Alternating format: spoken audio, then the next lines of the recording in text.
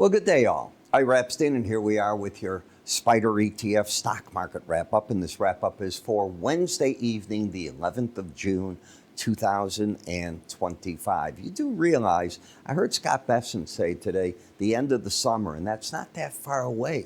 The Congress people were going, well, is that June or is that July or August? And I'm going, wow, it's that close? So we're talking fall already? I'm just getting into summer. Today was the first day of 90s in Chicago, so I was a happy camper.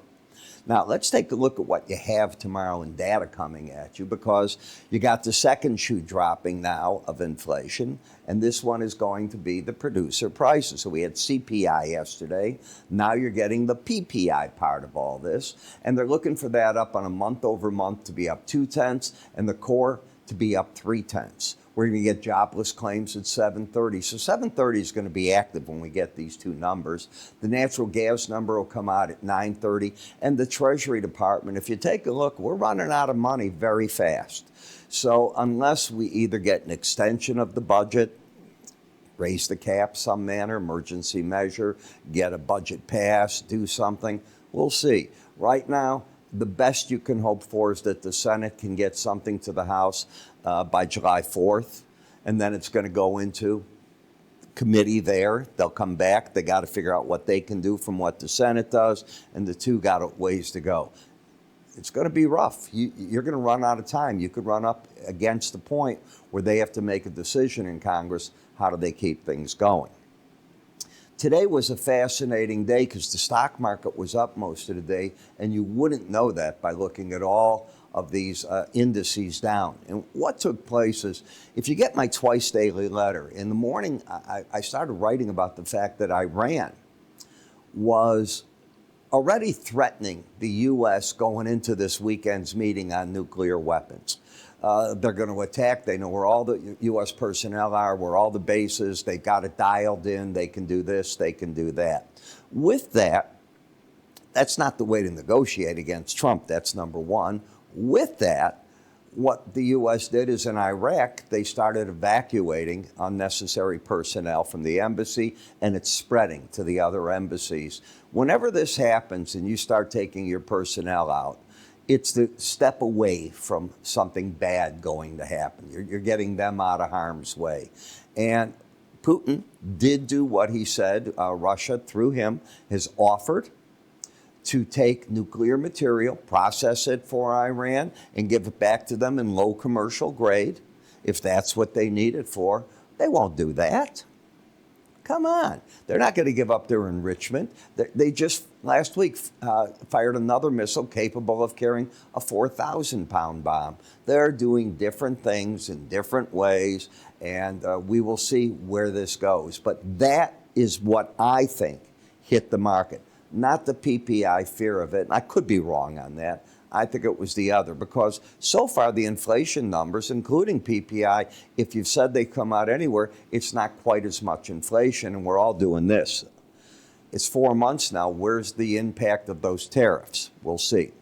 Speaking of those, you saw Scott Besson today speak before Congress. He was there, I think, at 2 meetings today, and I gathered a certain amount out of it. He said that they have 18 deals that they think they can get done very shortly before July 9th. Weren't there over 100 countries we put tariffs on? So what you're telling me is, barring the UK, that we have roughly 80 countries that the deals that they turned out to the U.S. on Wednesday are not acceptable. And those tariffs that they have, they might even go up. Those that they accept, are they going to lower the tariffs? They're going to stay where they're at. They're being very closed-mouthed about it. And as for the U.S. with China, well, this was a reset. China got the better of the deal. They're supposed to let, and I use the word supposed to let, the rare earths come back to the United States for 6 months. They said, apply, the license will be approved for over 6 months. Okay. And the U.S. is supposed to, if you read the Chinese papers, release some chips. What type? I can't answer. Software, and things get back on track. And students from China are now welcome back in the United States, supposedly. That's what I got out of what I read. I could be very wrong in all of it. All righty.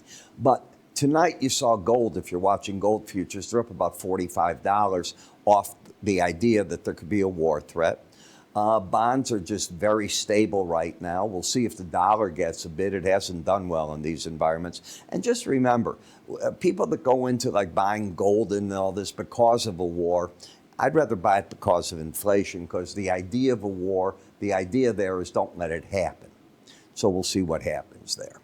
When we look at the energy transfer, I think I picked this market up at the right time.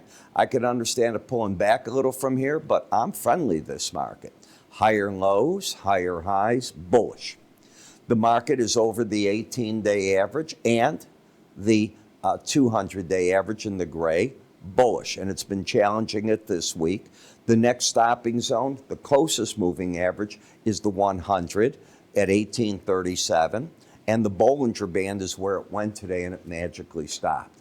So do yourself a favor, learn how to work with these Bollinger Bands. You'll see more times than not how important these zones are as the market gets to them, and how the market seems to peak out and trough out right at those numbers. Why? Without them on your chart, knowing how to work with them and where momentum goes with them, you're trading like this, both hands. Oh, look at that, it stopped. Ridiculous.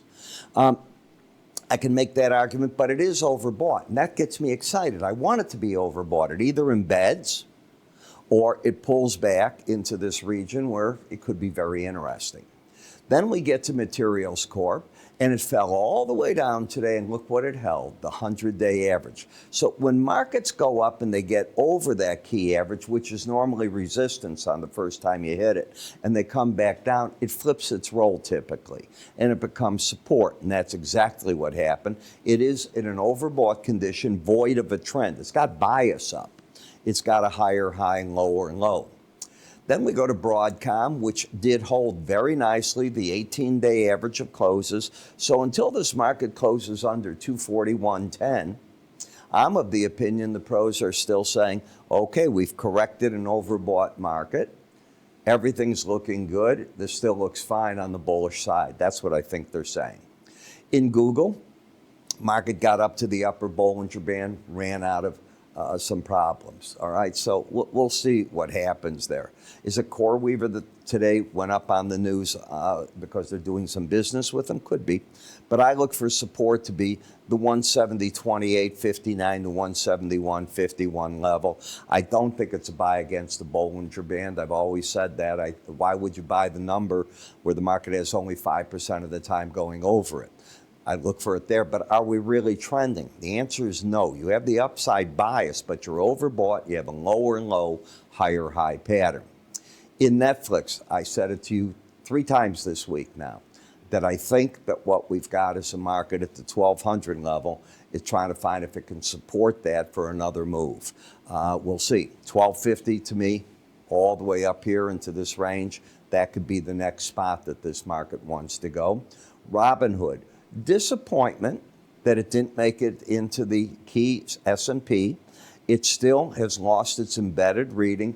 It says forget that if it can get over 77.80, but it also says 2 things. The high probability is it will pull back to that 18-day average. Number 2, the market is very close to the upper Bollinger Band, a big resistance point, and number 3, momentum's overbought. In Tesla, okay, they pushed back the date. So this is typical with what goes on at Tesla. They'll give you a date for launch. They don't meet it. They gave you a date that the taxi service would come out tomorrow. They're not going to do it. They want 10 more days to work out some final bugs. I don't blame them. Don't release it till you've got to release it. The worst thing Musk can do is release a car that has an accident. You don't want that to happen with this autonomous driving. I give Musk credit. He's trying to find a way to get this terrible, terrible situation that happened between and the president. These are 2 of the richest men, let me say it right, 2 of the most powerful men, not richest, 2 of the most powerful men in America. That simple. all right? And as that, you don't need them at each other. You need them to work with each other. You need them to make things happen with each other. Their personalities, as you know, are gigantic, all right? And Trump and he have to find a way to mend this fence. And I like that I like what he said. He said he went too far. He pulled posts down. That's good, not bad.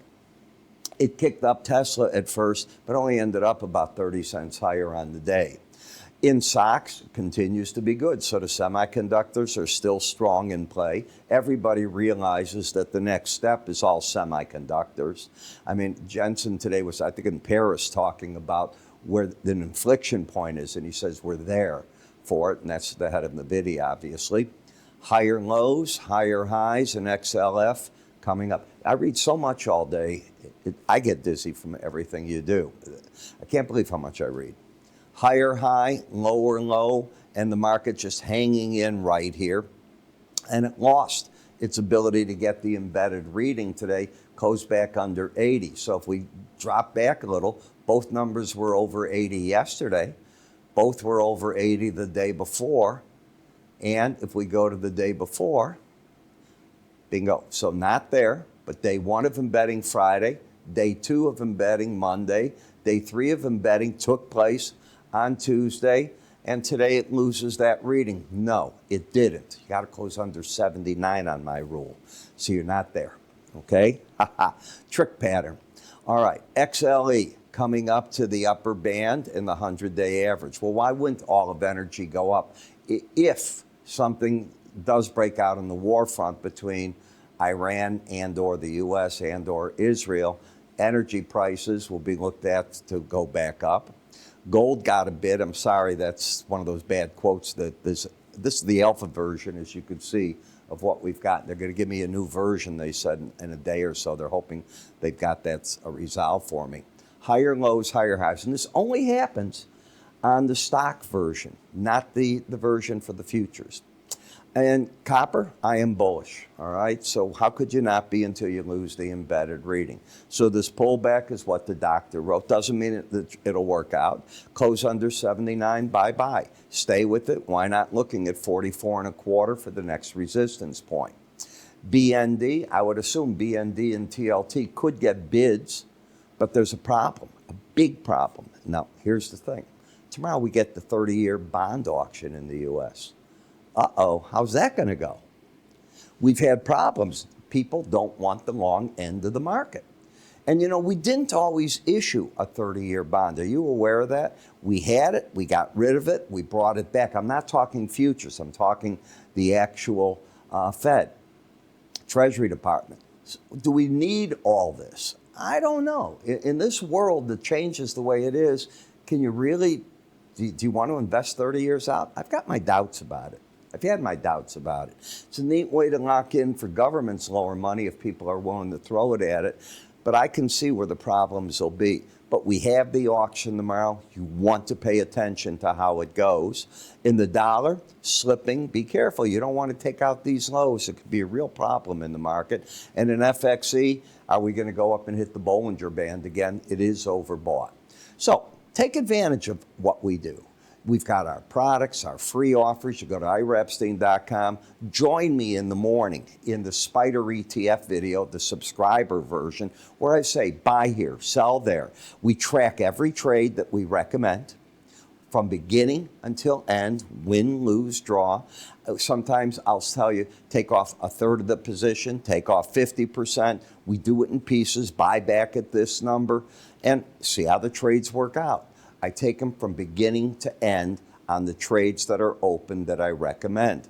I do not publish a track record other than that because I don't know what you're going to follow and not follow, and it's not theoretical.